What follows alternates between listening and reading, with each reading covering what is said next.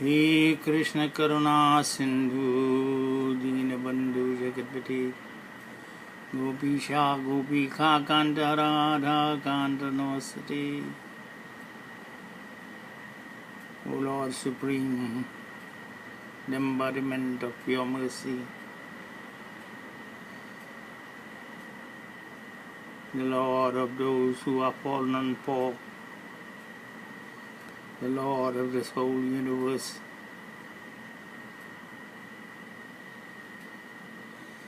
the beloved of those who are his devotees, the beloved of Radha, the perfect devotee. We bow down to you, O God Supreme. Today, my friends, is the greatest day in the history of humankind on this planet. On this day, 5,243 years ago, Lord Krishna, God Supreme, without a second, was born in India, in Mathura, and transferred to Vrindavan across the Jamuna river. He is the most beautiful, the most powerful, the most rich and famous, the most intelligent and wise, and most independent being. He depends on no one. He is self-happy. He is self-intelligent. He is self-wise. He is the embodiment of pure love, unconditional, unselfish, and universal love. He is the Lord of 1 billion suns. He is the mighty sun who gives us heat and water and light and energy and comfort and asks for nothing. He gives today high and low, the rich and poor, the good and bad, without discrimination. This pathway of unconditional love is the true religion of man. And by following on to this path, we can know God who has gifted himself within our own heart. This Lord comes from time to time into this planet and to thousands of other planets and other universes for the protection of the good, for the destruction of evildoers, and for the re-establishment of the true principles of religion,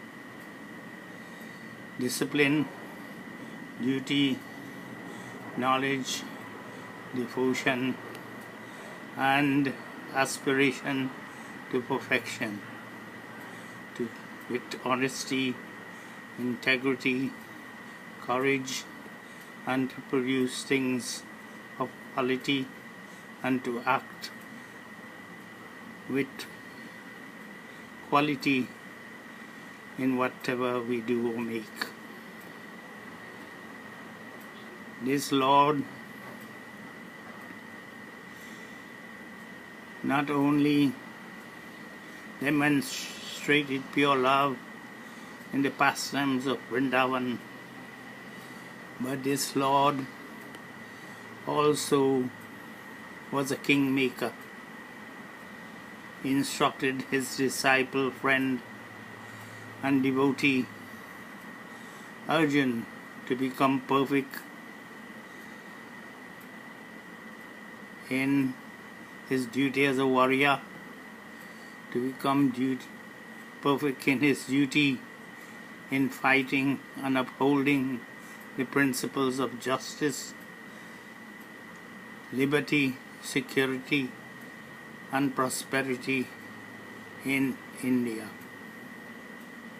But the greatest contribution of this Lord is in the glorious Bhagwat Gita,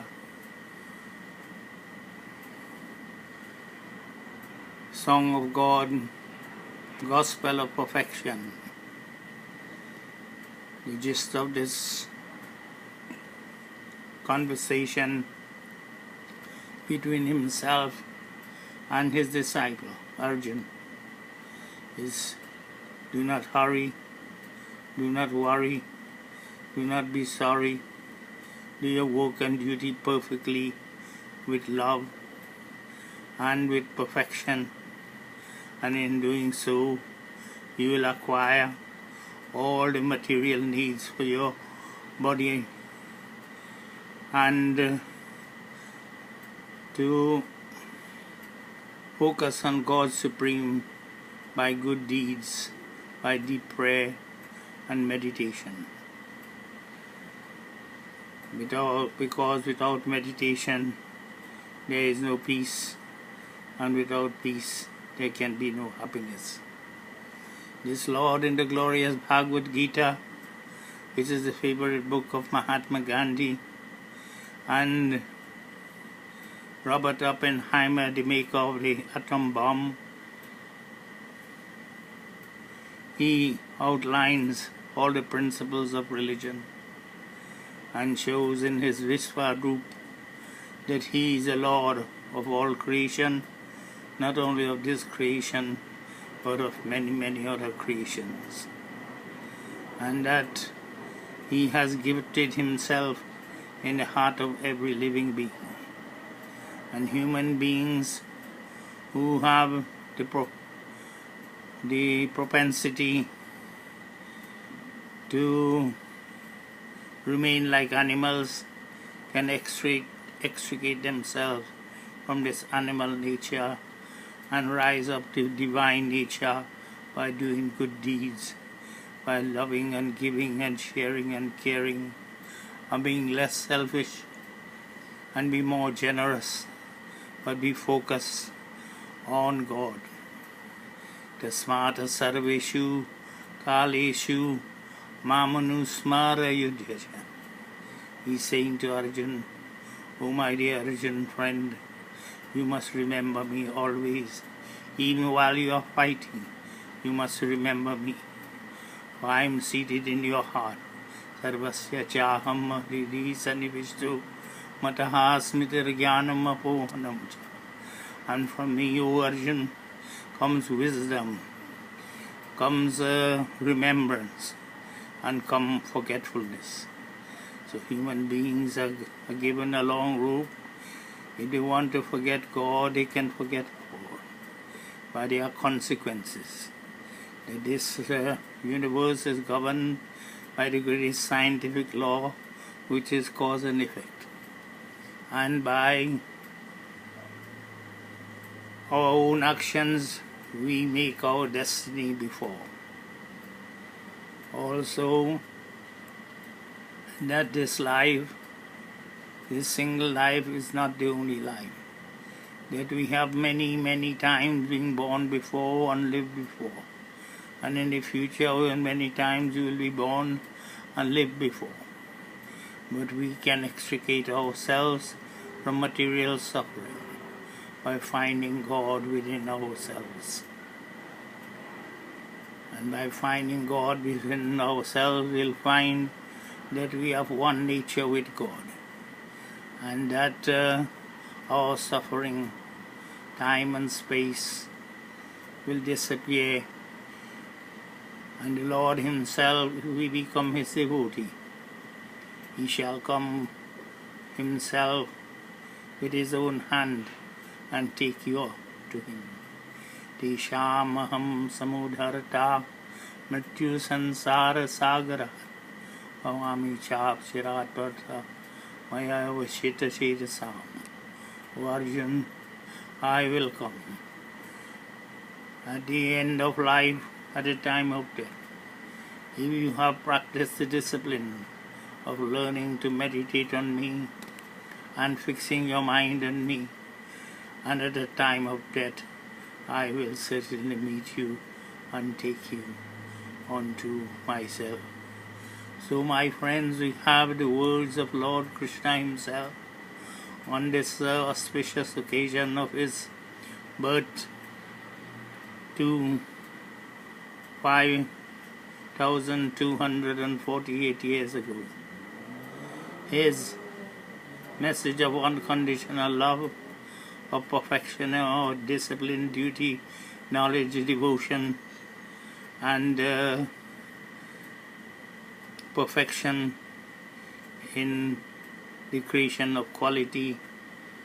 We can have material prosperity, material satisfaction, but also divine knowledge, divine transformation, and divine union with pure consciousness, where time disappears and only God alone remains.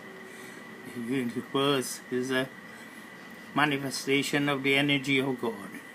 The mighty sun is the most practical and most immediate awareness of God Supreme. Those who are Hindus, they worship the mighty sun every day with water and flowers and salutations. Those who want to fight this God, which is like the sun in their heart, can worship the sun every day.